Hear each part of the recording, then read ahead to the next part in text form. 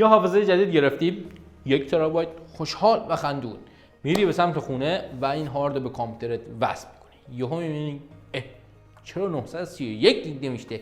ای فروشنده. ولی خب تا حالا به این فکر کردی که چرا این 931 گیگ میزنه هاردی که نوشته است 1 ترابایت یا اصلا حافظه‌ای که نوشته است 1 ترابایت چرا این عدد رو میزنه؟ چرا کمتر میزنه؟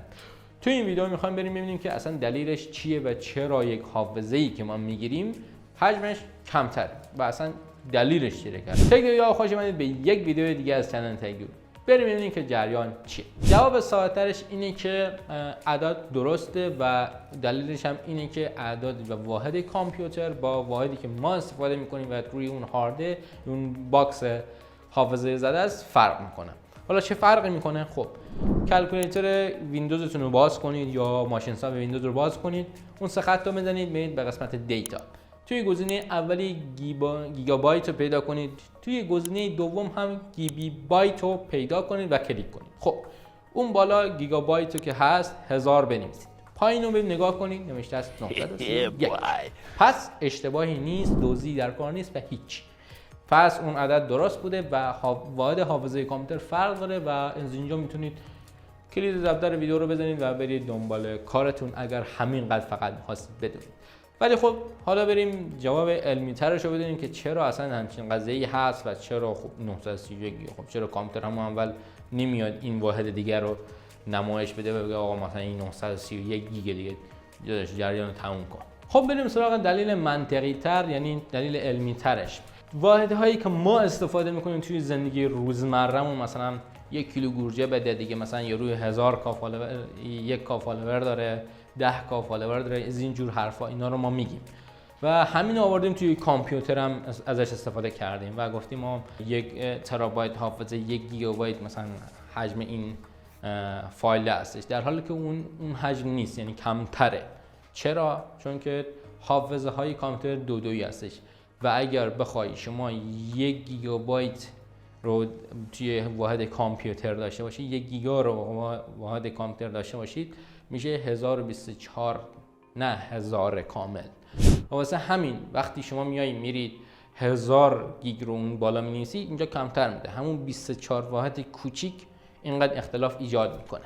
و اگر شما بیای همین کارو برعکس کن، به جایی که 1000 اون بالا بنویسی که بشه 931 گیگ، اینجا رو 1000 بنویس که اونجا بشه 1000 و مثلا 73 گیگ بیشتر میشه، یعنی اون اختلاف 24 بایت ها اونقدر زیاد میشه توی حافظه های بیشتر. و حالا چرا این مشکل حل نشده؟ این مشکل رو یه سازمانی اومد حل کرد که اسمش رو این پایین می‌نویسم، یادم رفته. اون سازمان 1990 اومده گفته آقا بیا یک اختلافی بین این واحدها بندازیم که فردا روز اگر یک مقدار حافظه رفت بالا و این اختلاف زیاد شد مثل الان، دیگه گیر ندن مردم، میگن چرا اینجوریه فلان پیش فلان، میاد و به این واحدهایی که ما در حال حاضر داریم یک بی آی اضافه میکنه به معنی باینری که میشه گیبی بایت، تی بی بایت، میگی بایت، اینجور چیزی. و این میگی بایت اینها 1024 میگی بایت بیشتره از اون مقدار کامپیوتره، 24 دونه بیشتره دیگه، مثلا همون اختلافش زیاد میشه. ولی چرا این استفاده نشد بین مردم؟ به خاطری که مردم واسهشون سخت بود از این گیبی بایت و میگی بایت اینا استفاده کنن. همین الانش من میخوام استفاده کنم سخته و حتی عدد گفتنش هم سخته. مثلا شما بگی 1931 گیبی بایت دارم من، یه حافظه 1900 میگم مثلا 931 گیبی بایتی دارم، اینجوری 1 ترابایت میگی راحت.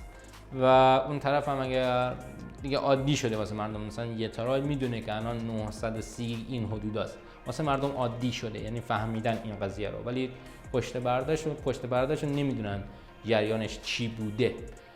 و این از همین قضیه و چیز دیگه ای نمیمونه بابتش بگم، فقط اینکه شما حالا اگر بخواید 1 تی بی بایت داشته باشید بعد 1099 گیگابایت داشته باشید که شرکت سازنده میگه چه کاری، همون ترابایت مردم رو بهش میدیم و ازش کم میکنه، چرا اضافه بهش بدیم، ازش کم میکنه بهش میدیم، اینجوری. خب یه خورده اوضاع سخت و پیچیده شد، امیدوارم که فهمیده باشید جریان چیه و چجوری اوضاع. و موضوع زیاد مهمی هم نه، ولی خب گفتیم یک ویدیو در موردش درست کنیم که شاید کسی ندونه بدونه. و اینکه دمتون گرم که تا این لحظه همراه من بودید. لایک رو بکوبونید اگر دوست داشتید، وگرنه هم که هیچی. کانالم که اگر خواستید سابسکرایب بکنید. دمتون گرم. خدا نگهدار.